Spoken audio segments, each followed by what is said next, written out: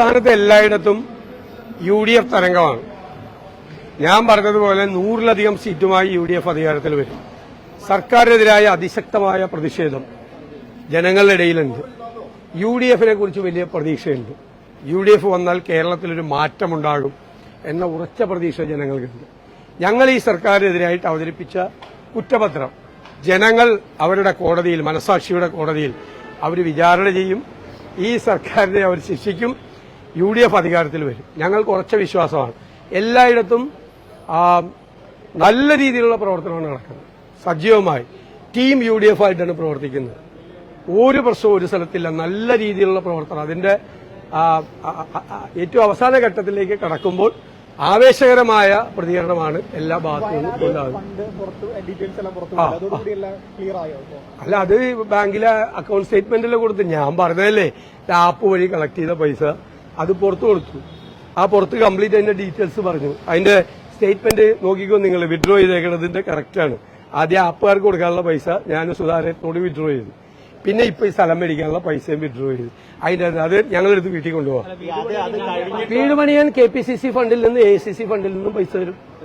അല്ല, ഇനി പൈസ ഇല്ല. ഇനി പൈസ കളക്ഷൻ ഇല്ല. KPCC ഫണ്ടിൽ നിന്ന് പൈസ കൊടുക്കും, AICC ഫണ്ടിൽ നിന്ന് പൈസ കൊടുക്കും. ആരെങ്കിലും തന്നാ വാങ്ങിക്കും. പിന്നല്ലാതെ ഞങ്ങൾക്ക് പൈസ ഉണ്ട്. AICC സഹായിക്കാന്ന് പറഞ്ഞിട്ടുണ്ട് നേരിട്ട്. അത് പിന്നെ വെറുതെ അത് ആർക്കും പറയാലോ, ആർക്കും പറയാലോ, ആർക്കും എന്തും പറയാലോ. ആർക്കും പറയാലോ. ഇതൊക്കെ എന്ത് വേണേലും പറയാലോ.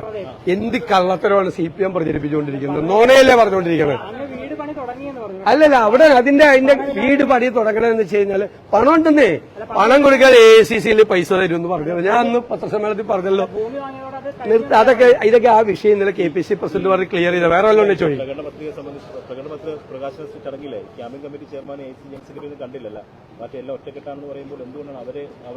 വേറെ കുത്തിത്തിരിപ്പാട് രാവിലെ ഇറങ്ങിയിരിക്കുകയാണ്.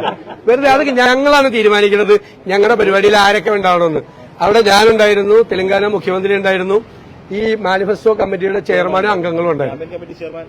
അത് അദ്ദേഹം എല്ലാവരും ഓരോ സ്ഥലത്തല്ലേ, ഓരോ സ്ഥലത്ത് പരിപാടിയിലല്ലേ. നല്ല കുത്തിത്തിരിപ്പാണല്ലോ രാവിലെ. വേറെ ഒന്നുമില്ല. വേറെ കുത്തിത്തിരിപ്പ്. ഇലക്ഷന്റെ അവസാനമായി കുത്തിത്തിരിപ്പ് ചോദ്യമാണത്. ഓരോ ഫംഗ്ഷനിൽ ഞാൻ ചോദിക്കട്ടെ, പിണറായി വിജയനുള്ള പരിപാടിയിൽ എല്ലായിടത്തും MP ഗോവിന്ദനുണ്ടായിരുന്നോ? TP രാമകൃഷ്ണൻ ഉണ്ടായിരുന്നോ? TP രാമകൃഷ്ണൻ MP ഗോവിന്ദനും പിണറായി വിജയനും കൂടിയാണ് ഇതെല്ലാം ചെയ്തത്. അപ്പൊ വെറുതെ ഇത് കോൺഗ്രസിനോടുള്ള കുത്തിത്തിരിപ്പ് ചോദ്യം. അത് അങ്ങോട്ട് ചോദിക്കാറില്ലല്ലോ. പിണറായി വിജയനോട് ചേട്ടൻ ചോദിക്കാറില്ലല്ലോ ഇങ്ങനത്തെ ഒരു. പിന്നെ ചോദിക്കാനേ പിന്നെ വീട്ടിൽ പോയി ചോദിക്കാൻ പറയും. ഞാനേതുകൊണ്ട് പാവം ഇങ്ങനെയൊക്കെ മറുപടി പറയണേ അല്ലേ. അതൊക്കെ കഴിഞ്ഞ വിഷയം കഴിഞ്ഞു. വേറെ അതേ അടുത്ത ആള്